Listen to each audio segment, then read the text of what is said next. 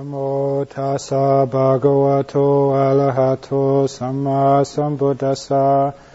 Namo tassa bhagavato arahato samma sambuddhassa.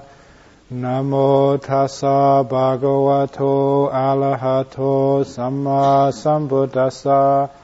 Samadhi maggo asamadhi kumago ti.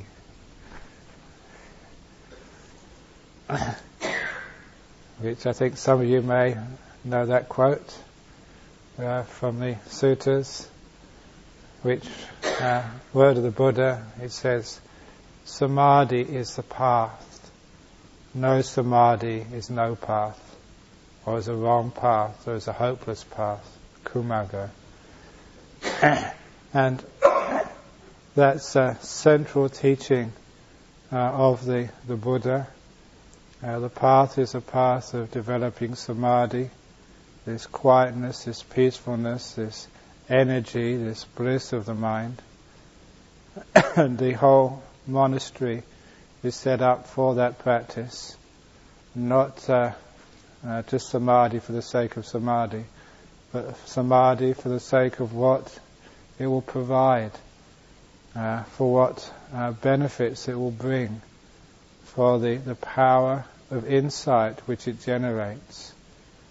As the Buddha often said elsewhere, that it's as a result of samadhi that one sees things as they truly are. So, for example, samadhupanissa yatha bhutayana dasanang. And so we've set up this monastery, we've set up this retreat, we've set up all the facilities to be focusing on this one thing. For the past 9 months, other than the February time when we held a quiet retreat, we've been gearing up for this 3 months range retreat.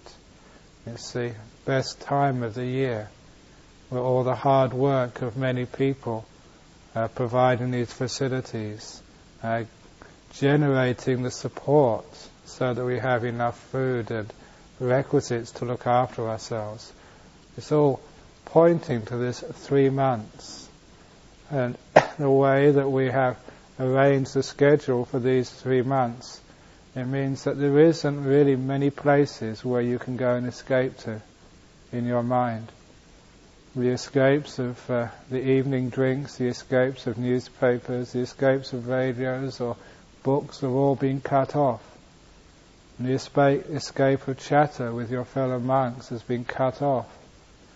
And if you don't get into samadhi, you guys are going to go crazy in 3 months. So really it's up to you now. I do this on purpose. The only happiness which you can find in this monastery is a happiness based on samadhi, because all avenues are blocked now for you. And that's done on purpose, because I have enormous confidence in each one of you that you have got the sufficient supporting conditions to generate that samadhi, as long as you stop wasting your time doing other things. And so when there's nothing else to do but develop samadhi, on the walking path, on the cushion, sitting, walking, it means that you are going to have to find a way, find a means for calming the mind down. There's nothing else to do in this monastery. And if you try and do something else, if you try and escape from the task at hand, you're just adding more suffering to yourself.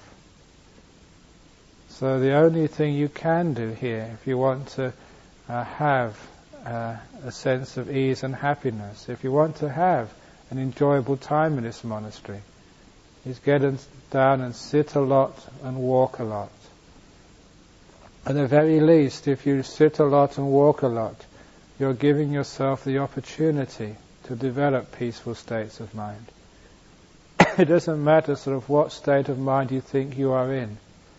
After a while, if you sit a lot and walk a lot, sit a lot and walk a lot, just the defilements of the mind will just give in. You know, if you sit, walk, and your mind's all over the place, but you determine you're just going to carry on sitting, you're just going to carry on walking, you're just going to carry on sitting. even though the mind seems to be going crazy, you'll bust through that mind, just through your perseverance. If you sleep a lot, talk a lot, read a lot, then you're going to get nowhere. And each one of you coming to this retreat has come here for a purpose.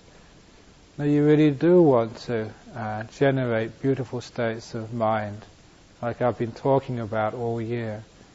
But you do have the inclination towards calming the mind and seeing the Dhamma.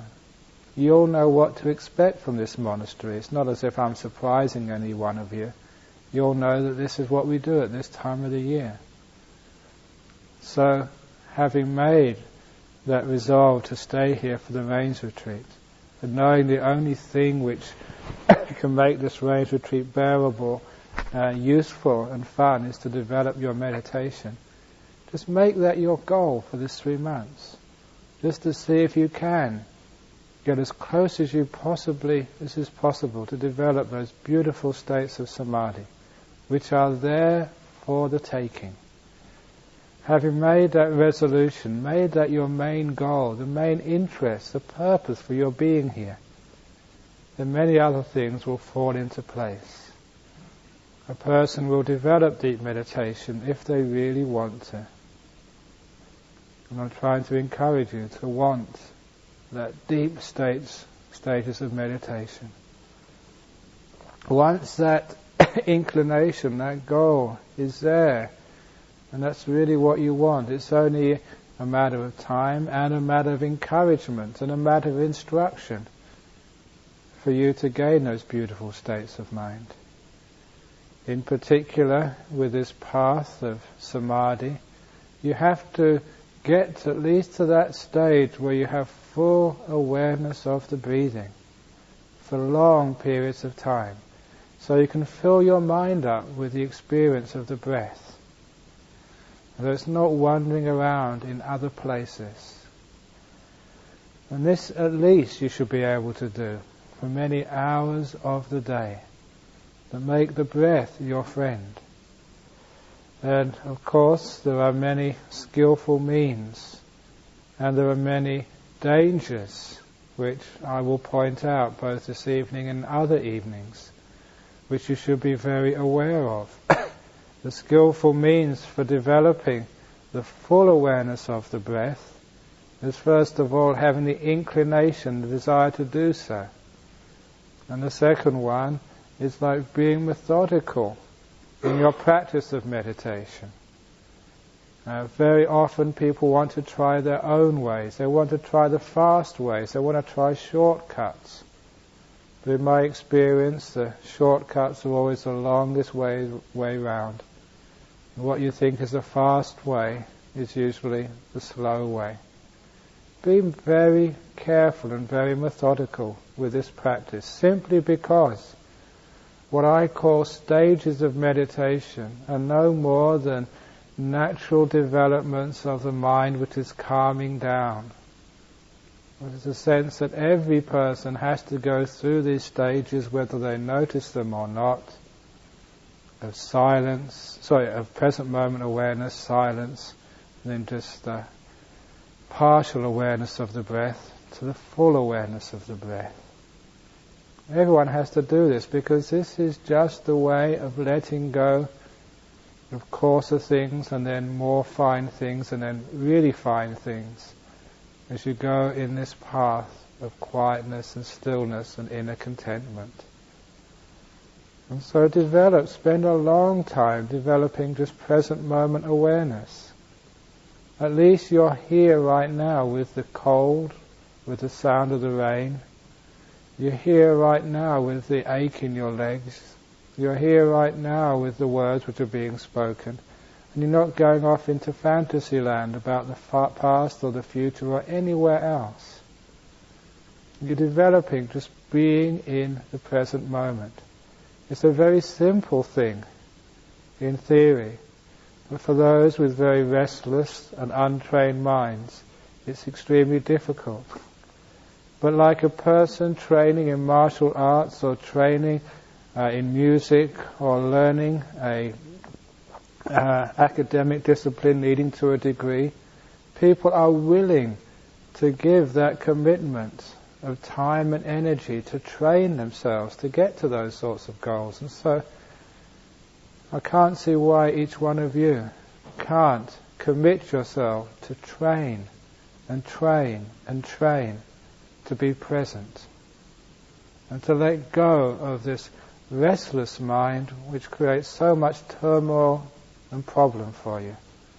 Always going along, fantasizing, dreaming, thinking of the future, thinking of the past. Just make a clear resolution for this range retreat. You're not going to indulge in that. And the Buddha gave very clear and very beautiful instructions how to stop that wandering mind. Just comes to the mind about the Vitakasantana Sutta, which we talked about when we went to the New Norcia monastery a few months ago. With the calming of the mind, with letting go of the past and the future, going to the present moment, the Buddha gave 5 very beautiful, skillful means of stopping such restlessness, such fantasy, such dreaming, such planning, such memorizing. He called it like the 5, I think, was substitution, seeing the danger. The third was the third one. That's right, ignoring it. And the 4th one was calming it down slowly. And the 5th one was just using willpower. These are very beautiful, skillful means. Very wonderful instructions which actually work. Now, if you are losing the meditation object of being in the present moment, if you're dreaming about some fantasy, or if you are thinking about the future or the past, just stop and just substitute that unwholesome Dhamma with what's happening now. Find something which will grab the attention in the present moment, whether it's the sound of the rain falling, or going outside and just looking at the nature around you in the present moment, or just walking and just feeling the cold. Whatever it is which brings you into the here and now, which makes you mindful, alert, aware, do that. And if that doesn't work, that substitution, perhaps, well, my favourite of all of these 5 methods is seeing the danger in what you're doing. Seeing the danger in just like fantasizing. It's just getting caught in that sensory realm. And if you die at that point, and you can die at any time, just where do you think you'll get reborn? How much time are you wasting? I remember Venerable Thanissaro telling me the story when he was with Ajahn Brahm. They would meditate every evening for a couple of hours in the it was in the Chaitya, at the monastery where he spent many years. And some evenings meditating for 2 hours late at night, he was very tired and the mosquitoes were bothering him and it was hot and sweaty. And one evening, instead of meditating on the breath, he got into a sexual fantasy. And he said it was easy to meditate for 2 hours. The time just went past very quickly. But when the bell went after 2 hours, he said that horror came to him because he knew that his teacher could read his mind. And he think, I wonder what his teacher's going to say. And sure enough, his teacher, Lumpur Phung, came right up to him and sort of looked at him, and he was expecting to be really scolded. And what his teacher said was so pertinent. He just said, you've just been wasting your time. And that sort of hit him very deeply, because if you just told him that he was a fool or he was an idiot, that wouldn't have meant as much. Because what was being said was to the point. Just wasting your time. You have 3 months here in this monastery to develop Samadhi. If you waste your time, the Samadhi won't grow. If you don't waste time, but put forth that careful effort onto the task, and of course this is a natural result of the path. These stages of samadhi will come all by themselves. It's nature. It's happened to so many monks for thousands of years, and it's going to happen to you if you follow the path. If you waste your time, how much time can you waste? How many years, how many months, how many days have you got left when you can practice? So let that sense of urgency mean that you're not going to waste your time. The biggest danger is death, which comes at any time. That's the danger of wasting the opportunity. The other danger of wasting this opportunity is just the suffering which it brings. Just you know you're going to have to stay in your hut for days and days and days. You know that you're going to have to do a 2-week retreat.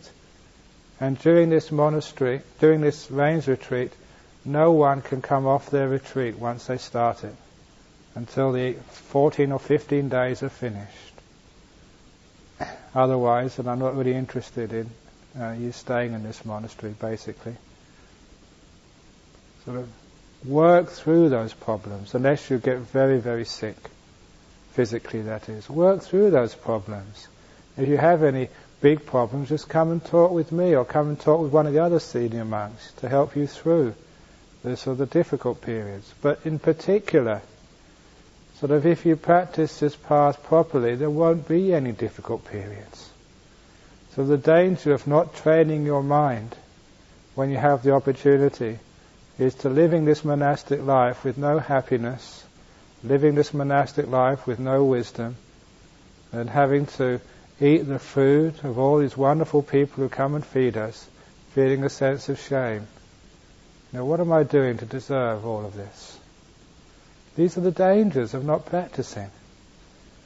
So regarding those dangers of the suffering which emerges if you don't sort of train the mind in just present moment awareness, gives a great incentive. Okay, I'm going to do this. I'm going to sort of be present. I'm not going to waste my time in past and future. I'm not going to waste my time in sleeping. I'm not going to waste my time in dreaming and fantasizing. There is a path, there's work to be done, I'm going to do it, and that's all there is to it. 4 o'clock I get up, that's it. I get up at 4 o'clock. If I feel tired, I can go and have a sleep later on, but 4 o'clock I get up. End of story. That sort of clarity of mind, and that determination of mind, that willingness to do the training is what will work. There's also the other danger from not doing this training is you're depriving yourself of the wonderful happinesses of the path. For the person who trains in this path, who practices this path and doesn't give up and does it properly, they get these beautiful happinesses which come. They're the happinesses which are the fruits of this training. If you can learn how to quell the mind's inclination to go off into fantasies or past and future, you can quell that and stop that, and you just start to learn to dwell in the present moment. It's amazing, just for that preliminary degree of meditation success, you get heaps and heaps of happiness. The payoff is enormous, considering just how simple, that stage is. When you're present, you're free from so many difficulties, so many problems. You're right here. And you really wonder afterwards why you were just racing away off into the past and the future so much. You don't have to. No matter what problems, responsibilities, duties you have, none of you in this monastery has got as many responsibilities and duties as I have. I can lay them down. Why can't you? Forget about your trip after the rains retreat. Forget about even your trip tomorrow afternoon. Forget about what you're going to do even in the next hour. Just this moment is the important one.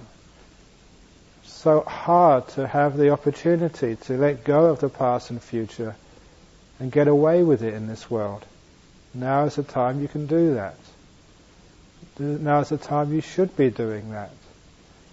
So develop this sense of danger if you don't do this. you're going to have such a horrible rains retreat, and you're going to have an awful life if you don't manage to get these samadhi together. This is an opportunity here to leave samsara, to get out of the prison of the mind, to free oneself from the suffering of mental existence and physical existence. You have the opportunity here. Don't waste it, because this life is incredible suffering. You've all suffered enough already. Sometimes you've already sort of almost gone crazy in your mind just with the mental suffering and the despair and the problems which come up. Do you really want to keep on with that type of mind, or do you want some freedom, some liberation from it? This liberation, this freedom is on offer. The happiness of the mind is there for the taking. So don't mess around and waste your time. Get in there and say, present moment awareness, as much as I can, even all the day. That should be reasonably easy to do. And that adina, or that danger, if that doesn't work, just do the third one of like ignoring. Ignore the past, ignore the future, ignore the fantasies. Just throw them away. I just don't want to even look at you. When the past starts to knock on the door with a nice memory of something which has happened, or the future, shut up. I'm just not interested. Take away the interest from those unwholesome objects. Take away the interest from fantasies and dreams. And where do they ever get you, those fantasies and dreams? Just wasting time, that's all. They never give you real happiness. It's just passing the time or killing time. What you're doing is killing the opportunity for happiness. So just take away the value, which is what this third method is. Have disinterest. What value is there in it? What's in it for you? The future or the past or fantasies? What are you going to get out of that? Where's it going to lead you? Is that really what you want to end up being in your life? Just this old person in a nursing home, just thinking about the past and all the things which happened and all your memories. I remember the time when I was only 30 or 40, we had this monastery. Or just fantasizing about the old nurses in the nursing home, or whatever else people get up to in those nursing homes. Is that really where you want to end up in your life? So see the danger and see the lack of value in those things. The only reason why we pursue a course of thinking in our mind is because we value it. The only reason why a person keeps on dwelling in the past is because they think it's important. The only reason why they go off into the future is because they've got some vested interest in that. They think it again, it's necessary. Take away the value of the past and future. Take away the value in fantasizing and dreaming. Where's that going to get you? When you find out it's going to get us nowhere, just wasting time and stopping us, hindering us from enjoying the peaceful, beautiful present moment. When we see its valueless, its worthlessness, then that's the way we can turn to its opposite, the present moment. Value the present moment. Value the here and now. In all spiritual traditions, this is just ordinary spiritual traditions, let alone the magnificent Buddha Dhamma, here and now is important.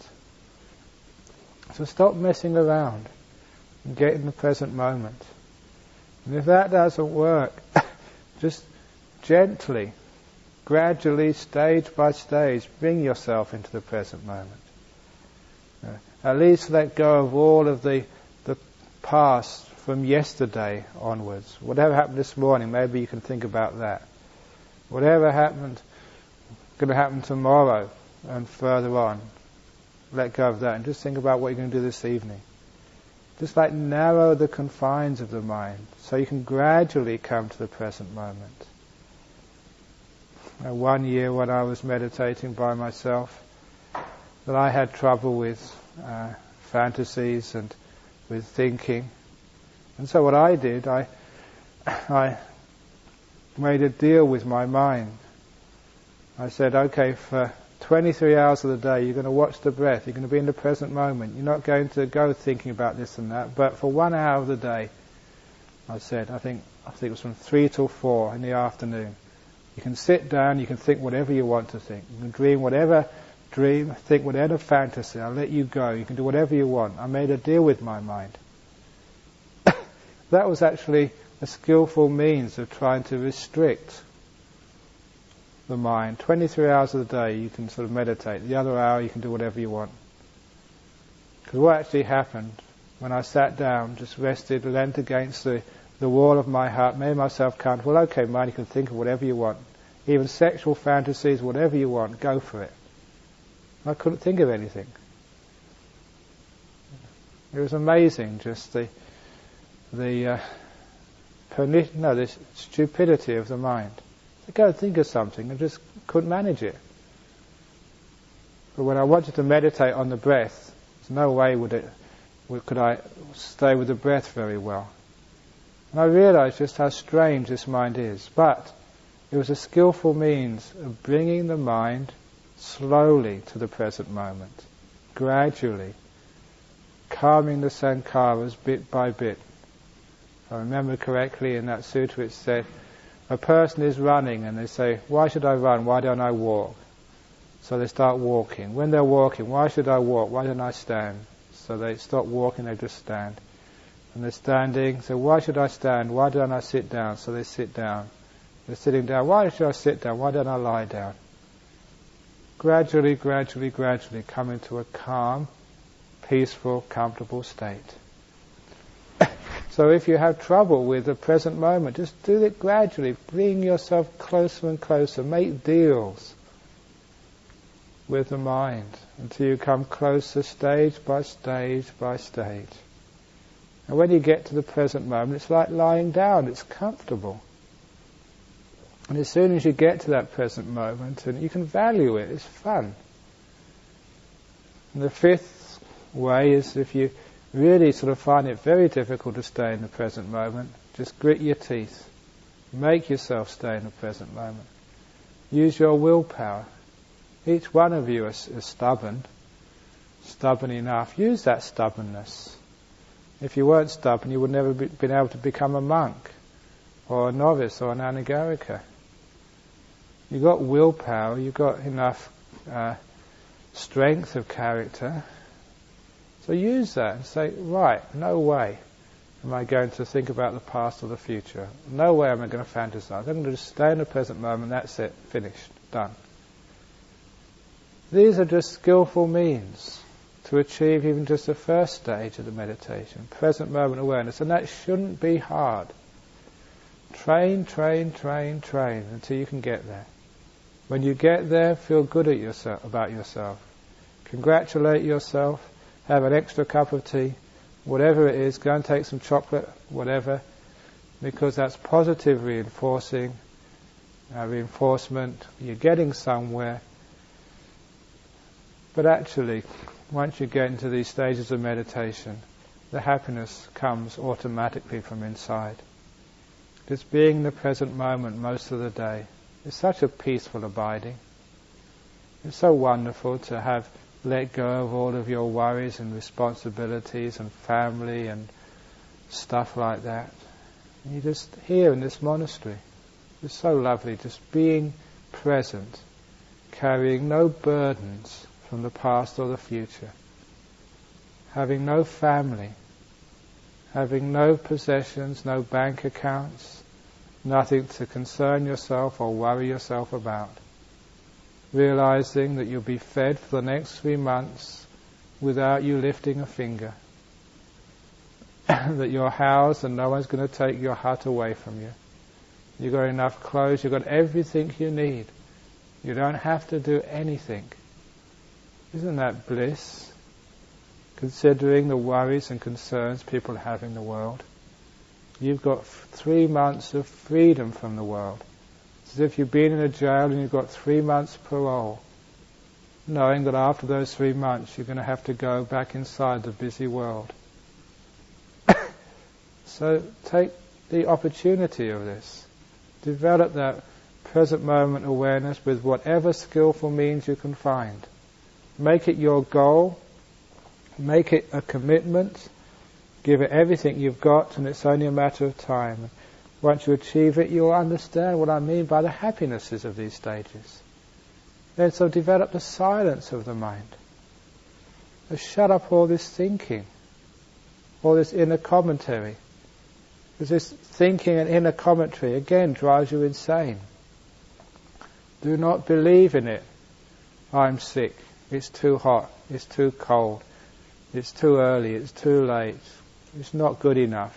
I shouldn't be in this hut. I should be in another hut. Not the right place for me. Maybe other monks can meditate, but not me. I'm hopeless. I can't do this. Blah, blah, blah, blah, blah. That sort of mind, which is thinking, thinking, thinking, don't believe in that. I've had that mind before. I can't do this. I'm hopeless. And then I managed to do it, and I realized I was wrong. You can believe in those thoughts very easily.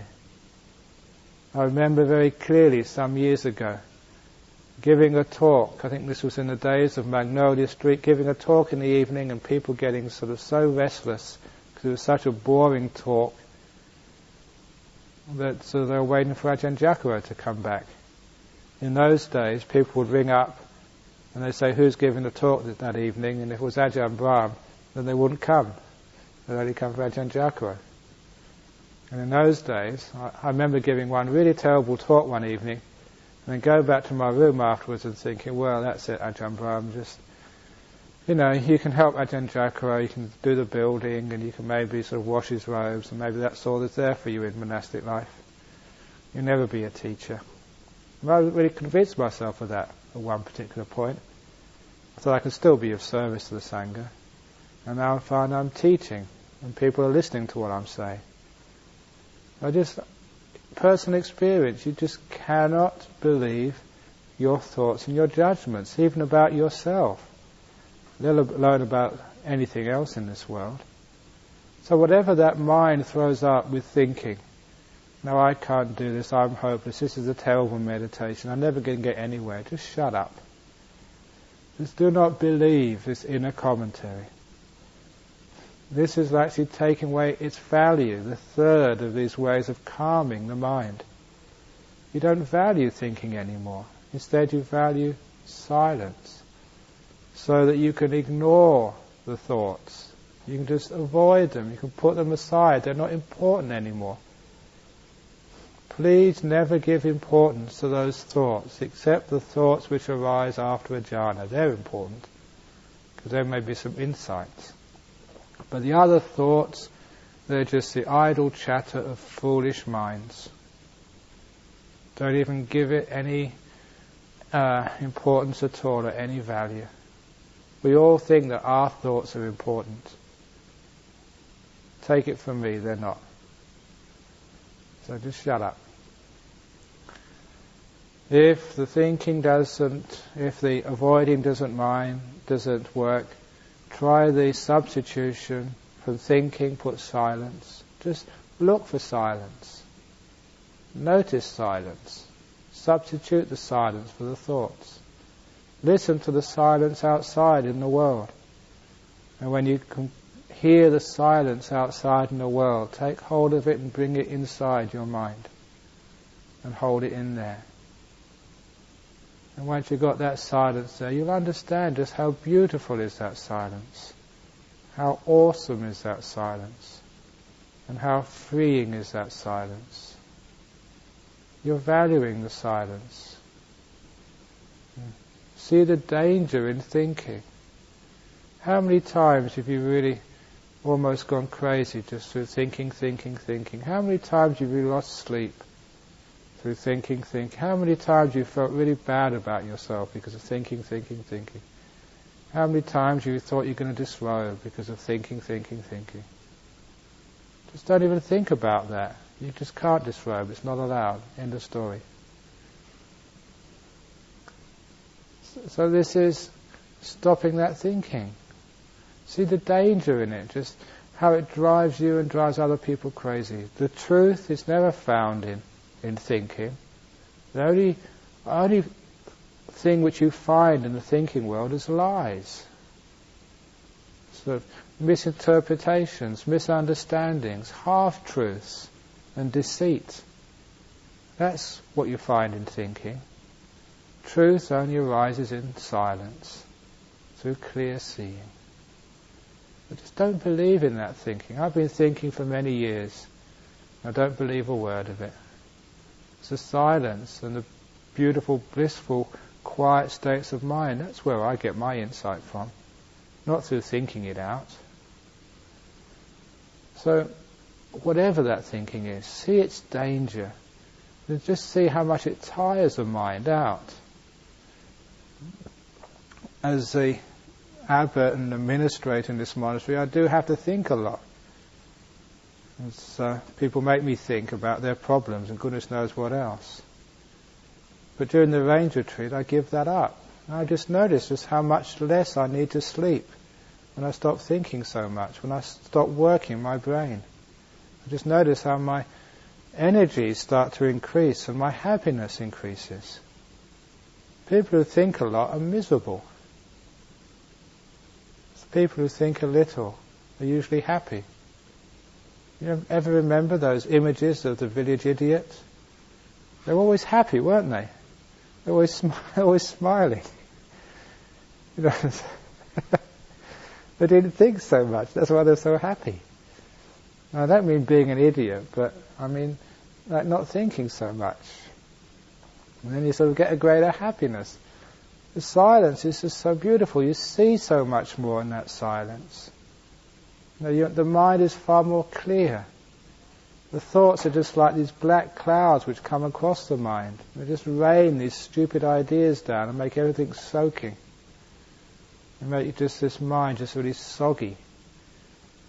And just have soggy thoughts and soggy moods and soggy emotions.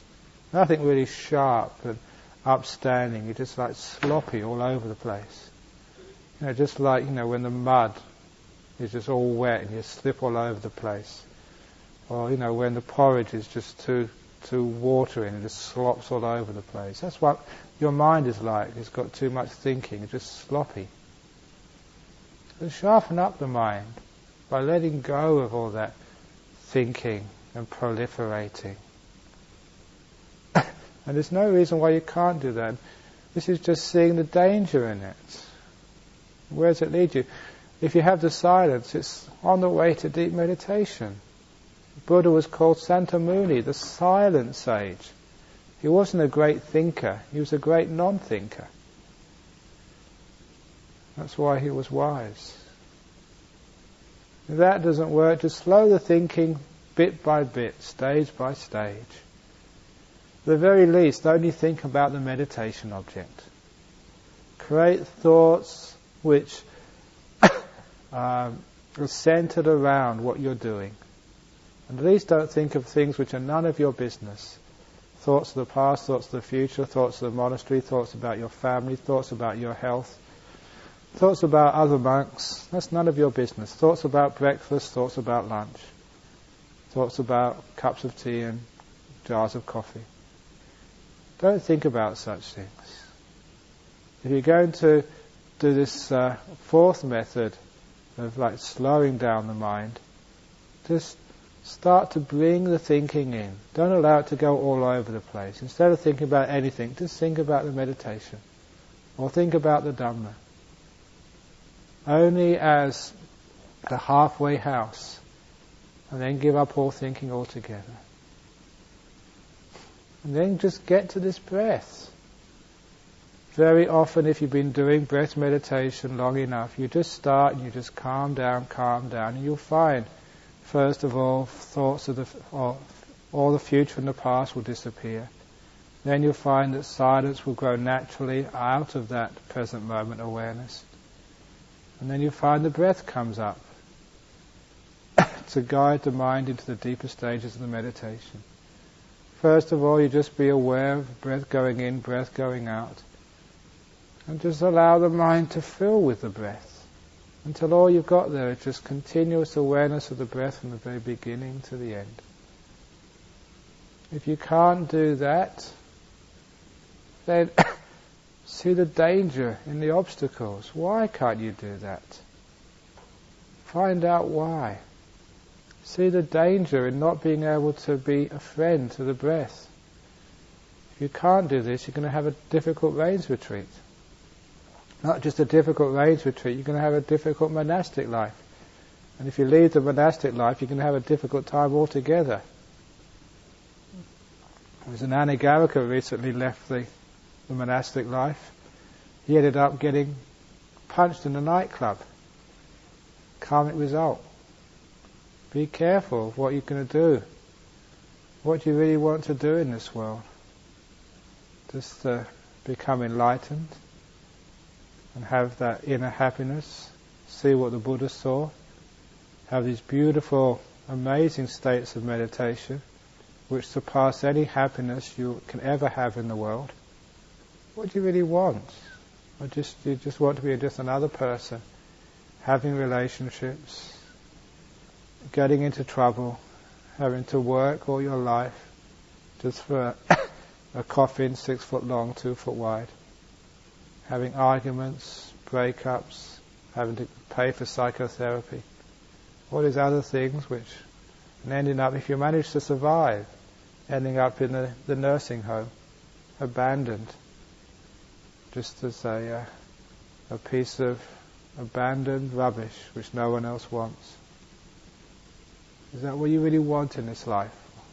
Or do you really want something more? See the danger in not practicing samadhi. And then you can find that you can actually do it. You can actually watch the breath and you can maintain awareness on the breath. And once you can settle in with the breath, you find a peaceful, happy abiding just that much. Fill the mind with the breath, just make that your goal for now. All day long, just being with the breath, going in, going out. Walking meditation, you can actually be with the movement of the feet, moving this way and that way. Just by getting that far, you're just so far on the path of meditation, the other things become easy. This is the hardest part. This is where it's actually doing the preliminary training is always the hardest. Just like playing a piano, just doing the keys up and down, it's just so boring and monotonous. But once you keep doing that and get the facility with your fingers and get to know where all the notes are, then you find after a while you can start playing things which are fun to play. And then you're off. The meditation is fun. Once you get to the breath, the next stage of the beautiful breath, it just comes naturally. And that's when you're really enjoying the meditation. And that's when I can give some even deeper instructions, more powerful instructions on how to take that further. And how to take the ordinary awareness on the breath into very profound and wonderful states of mind, which are opening the doors on the truth of anatta and nibbana. But you can't do that unless you've got some samadhi. You can't enjoy monastic life unless you've got samadhi. You find out monks go into all sorts of other distractions. But with that attainment of a degree of samadhi, that the monastic life becomes fun. You've got something to be able to talk to others about, and you are an authority then on Buddhism. Because you have the experience. Authorities on Buddhism, people who can teach, are not people who just learned from the suttas. They're not just people who have lived so many years in a monastery. They're people who have experienced those beautiful states of mind or beautiful insights of Buddhism. People can talk for hours and hours about anatta, but if they haven't achieved any degree of samadhi, they don't know what anatta is. They can talk about attachments and cravings, but if they haven't let go of something, they just haven't got a clue what those words mean. They can argue whether a jhana is important or not important, but if they haven't experienced those things, they just literally don't know what they're talking about. Achieving these stages at least is going to make you an authority. You're going to understand what the Buddha was talking about. So get in there and achieve these stages. They're fun, they're inspiring, they're conducive to enlightenment, they give beautiful insight, they're what this monastery is all about.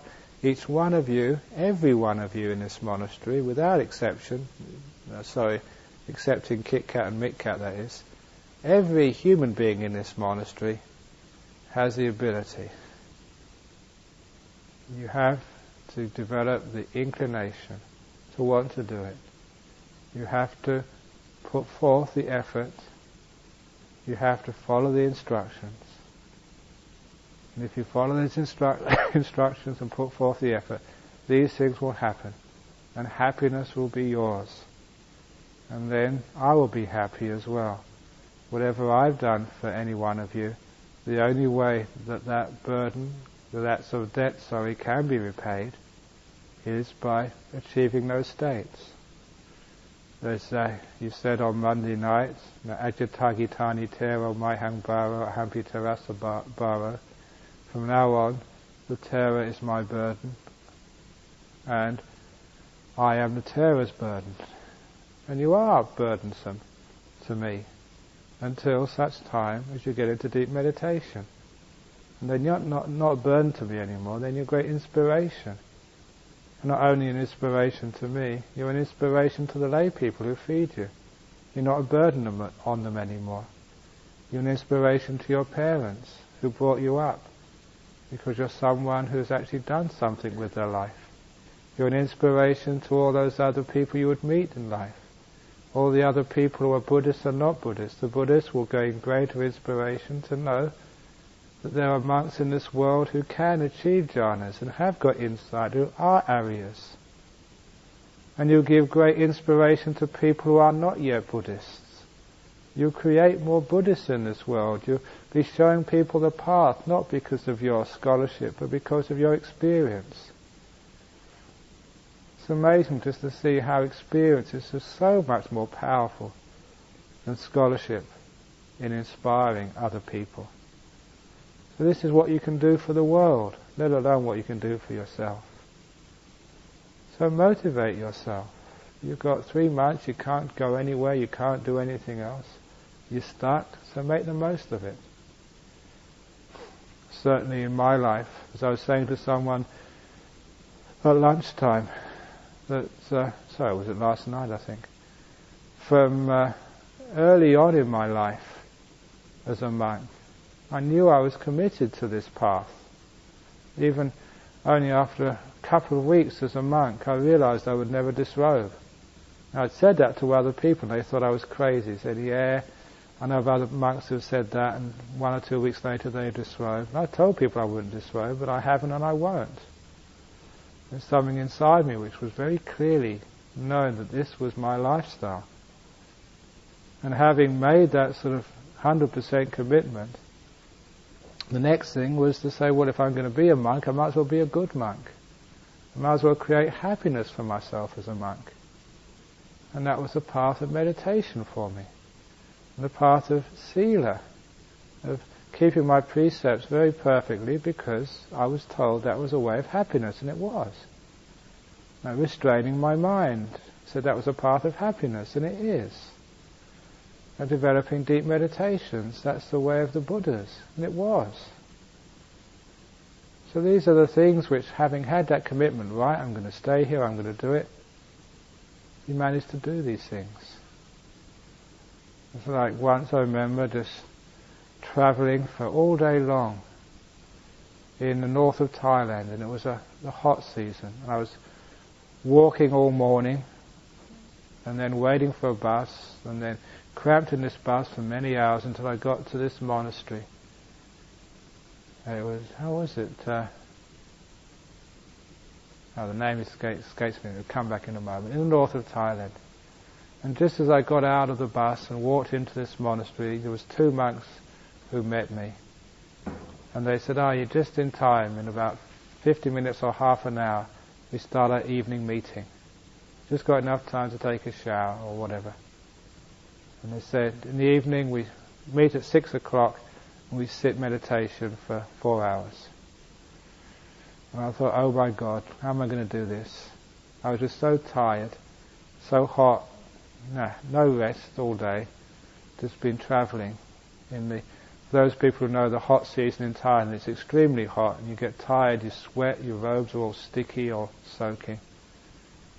What am I going to do? How am I going to sit for 4 hours after that?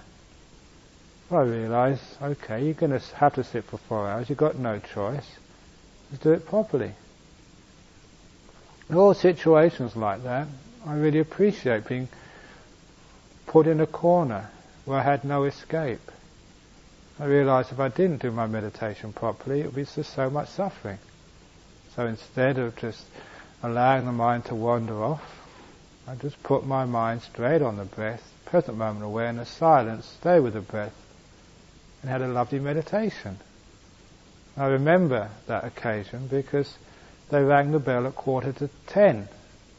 It was 15 minutes early, and I told them off. I said, "Why do you ring the bell so early? I was enjoying myself. It could have gone on much longer." And this is what happens when you can get into deep meditation. You have fun. You enjoy yourself. Whether it's 4 hours or 6 hours or whatever hours, even if you've been travelling all day and you feel tired, you feel sick, you feel sweaty, it's amazing what you can do with Samadhi power. So this is the encouragement for you. In previous raised retreats, monks have achieved jhanas. Usually only 1 or 2. This year I want more than 1 or 2, please. Please make this as a gift for me, let alone a gift for you. See just how many of you can follow the practice, do it properly, and get into real juicy jhanas for this retreat. I've given so much instruction, you've heard so much, you know enough already. Just please don't waste time, put forth energy. See the dangers in not putting forth energy. Avoid all of the unwholesome things, which you know are unwholesome. Don't waste your time with them. Train the mind, and you'll find the beautiful benefits and joys of monastic life. It's there for you. So all I can do is just encourage and advise. Really, now it's up to you. So please really make the most of this raised retreat with all these wonderful conditions. Okay, that ends this little awada for this evening.